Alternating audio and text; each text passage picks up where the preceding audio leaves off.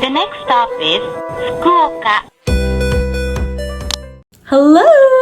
Welcome back to my YouTube channel. Oh my goodness, I feel like I've always wanted to say that in an actual video and I never do. Anyways, it felt natural. Moving forward. So I did not get to upload day 4 the way I wanted to. Today's technically day 6. Day 6? Yes, day 6. Day 6 will be a separate video of its own. But anyways, I'm doing this video because I didn't get to upload day 4 and I didn't get to upload day 5, and I don't think I recall recording an intro for either day. So this is the intro for day 4 and 5. I will combine these 2 days in one. Day 4 was insanely hectic. If you follow me on Instagram and you saw my stories, then you know it was a lot happening that day. And I got back here and I was very tired, and then well, I'll just take you through it. So let's go through day 4 first. On the night before, I had been practicing something new with my watercolors and realized the pens I brought were no good for it. So the plans for day 4 entailed me going into the city to an art shop. Here we had already arrived into the city. Mind you, the subway ride was about an hour and a half from where I'm staying. And so I left first thing in the morning, and unfortunately the art shop didn't open right away. So I went to go explore and I saw a ton of people going into this one place. So I thought I'd check it out. And as you can see, I think this is some sort of gambling thing. So I quickly walked out. Still had to wait for the art shop to open. So to kill some time, I went into the one and only.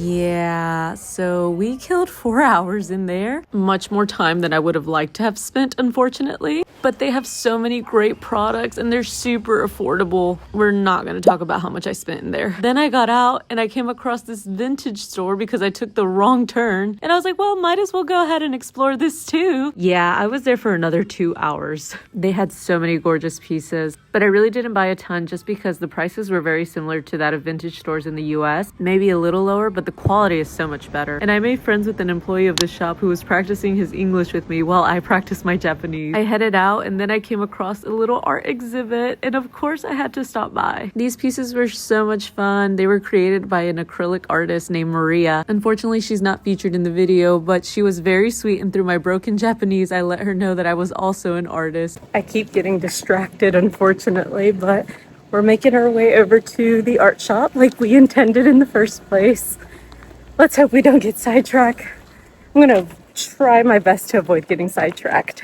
And finally, after a 20-minute walk, we made it. This was such a cute store. Oh my God, I wanted to buy everything. But considering how much I wasted, I was like, we need to refrain. And so I only went and got the pens that I needed. Even had paints and minerals, which was insane to me. This is literally my version of a candy shop. And the prices were extremely fair, if not lower than I expected. Definitely will return. Afterwards, I got out and I was hungry and I found this cute little taco restaurant. Now, I will say the vibes in there were different than what I expected it to be. It was definitely giving cult-like vibes, but I think that was the intention behind it. As an appetizer, they brought me pig tongue, which the flavors were immaculate, but the texture was something else. These are my tacos. They were of carnitas, so pork.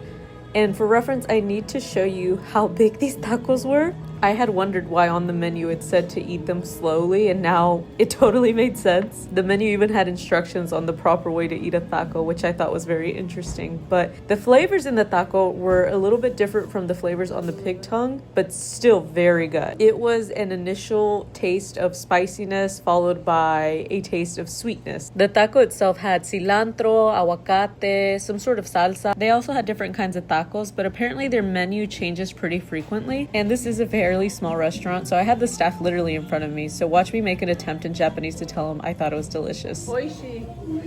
And I don't know why I stopped recording, but afterwards in my broken Japanese, I told him my parents were from Mexico. Overall, very wholesome experience. Afterwards, it was time to get back, and that's when things got a little hectic. I could not find the entrance to the subway station I came out of. I was lost for about an hour. Major shout out to the Onitsuka Tiger employee who noticed I was lost and helped guide me to the entrance. I made it back to the station around 9 p.m. and I still had a bike back home, which is about 15 minutes. Also ripped to my bag, quite literally. I was biking back home, and about halfway through, I noticed stuff started to fall out, and this major hole was in it. Don't know when that occurred, but it did, and we had to somehow find a way to squeeze everything still onto the bike and make it back home. I will have to do a haul later of everything I got. But yeah, that was insane. Moving into day 5. Day 5 wasn't as eventful, that's why I put it here. We just went out to the grocery store because we're expected to get some rain the next few days. And oh my goodness, I've been trying to catch a video of this train passing by and I always miss it. And it reminds me of Spirited Away. So all I did for the rest of the day was really work on a presentation we're going to give later on. The presentation is going to be about us introducing ourselves as artists and, you know, what we hope to gain out of this residency. Snack time! You already know the tajin had to make the trip, y'all. Por si se me atravesaba un mango por ahí or some sandía. Came in handy. We're still working on our presentation for tomorrow. Unfortunately, my laptop has given out and I tried to turn it on and the screen won't turn on. I saw like little glitchy looking, hold on guys. Tried to turn it on and I saw like little glitch lines. I do recall that my backpack had fallen once. So I don't know if maybe that's what took it out. So now I'm having to do my entire presentation on my iPad, and not that it's not doable, but it's definitely a lot more tedious. So I feel like this presentation is going to take me a little bit longer to build than it would have on my laptop. Wish me luck.